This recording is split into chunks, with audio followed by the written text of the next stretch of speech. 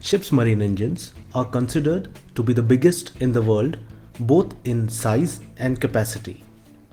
The giant ships which sail in the high seas today are propelled by these mega engines. To generate such humongous power, the engine burns fuel in the combustion chamber to produce a high amount of heat energy. The combustion gases transfer the heat to the adjacent parts, that is, the piston, liner, and cylinder head, which gets heated up. If these heated parts are not cooled down, the ship's engine will cease to operate due to high temperature. Hence, cooling systems are a critical part of marine engine for efficient operation. The marine engine frame is provided with a jacket and the cylinder head is provided with bores to pass the cooling water. The system which is used to cool down the marine engine is known as jacket cooling water system.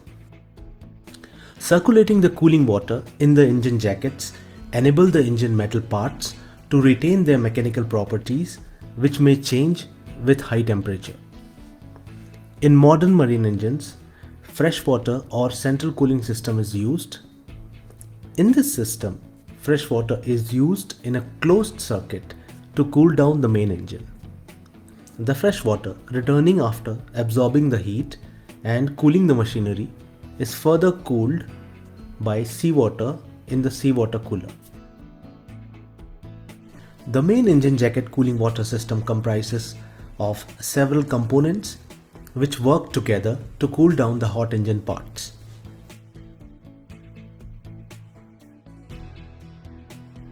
The main engine entablature is the uppermost part of the engine which carries the cylinder heads on top and fits the liners. It is provided with cooling water spaces which are grooved around the liner, and a connection is provided to connect the cylinder head for the ease of water passage through it.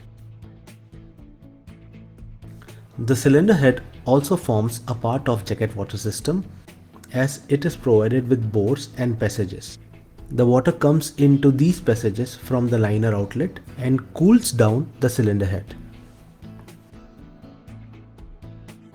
The exhaust valve is connected on top of the cylinder head, and outlet from the cylinder head bores come into the exhaust valve water chamber to cool down the valve.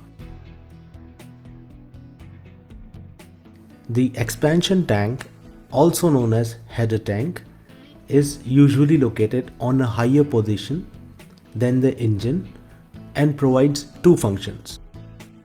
It supplies and compensates for the lost water, which can be due to leakages, evaporation, and other reasons. The second function is to accommodate the expanding water due to temperature change. All the vents from the main engine and deaerator tank go to the header tank. The deaerator tank is fitted in the return line, and the output of the engine jacket water goes to the header tank via deaerator tank. This tank is used for the bleeding of cooling system, that is, removing trapped air bubbles from the line to avoid pressure fluctuations. These pumps are present in duplex and are responsible for the circulation of water when the engine is in operation. It takes suction from the expansion tank via deaerator and supplies it to the main engine jacket through the jacket water cooler. As the freshwater is in closed circuit, it will get heated up when cooling the engine jacket, head and exhaust valves. The high temperature of the freshwater returning from the engine needs to be reduced before reintroducing it again to the main engine. A seawater cooler is placed in the line between the jacket water pump and engine inlet to reduce the freshwater temperature. A pneumatic or electronic temperature control valve is fitted on the jacket water cooler outlet, which controls the flow of the jacket water through the inlet. If the ship is sailing in a cold region with low seawater temperature, the temperature control valve will bypass most of the fresh water so that the jacket water temperature does not become too low. And if the jacket water temperature needs to be reduced more, the controller valve will reduce the bypass of fresh water and allows more water to pass through the cooler.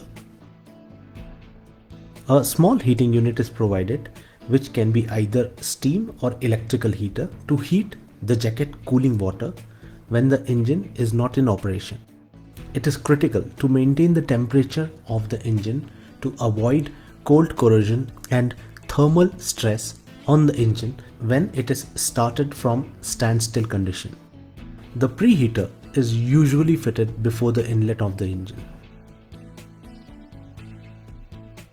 Freshwater circulating pump is located before the preheater and operated when the engine is in standstill position and the jacket water cooler pump is stopped. Circulating pump is used to circulate warm water in the engine to maintain the minimum temperature when the engine is not in operation. A freshwater generator is incorporated in the jacket cooling water line to utilize the heat from the main engine to generate low salinity water in the freshwater generator. It is installed after the outlet of the jacket cooling water pump. When the engine is standstill, the fresh water is continuously circulated in the circuit via preheater using circulation pump. Before starting the main engine, circulation pump is stopped and the jacket water pump is started. Once the engine comes in operation, the jacket water pump will continue to circulate the water in the circuit. It will take the suction from the header tank and send it to the seawater cooler.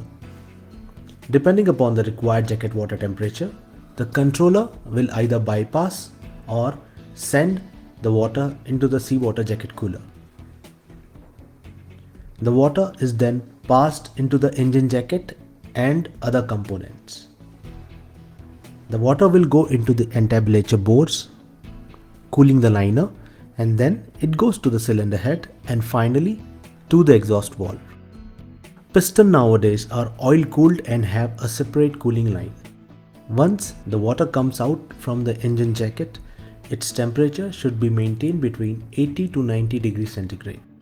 The water then goes to the deaerator to remove air from the line before going into the header tank to complete the circuit.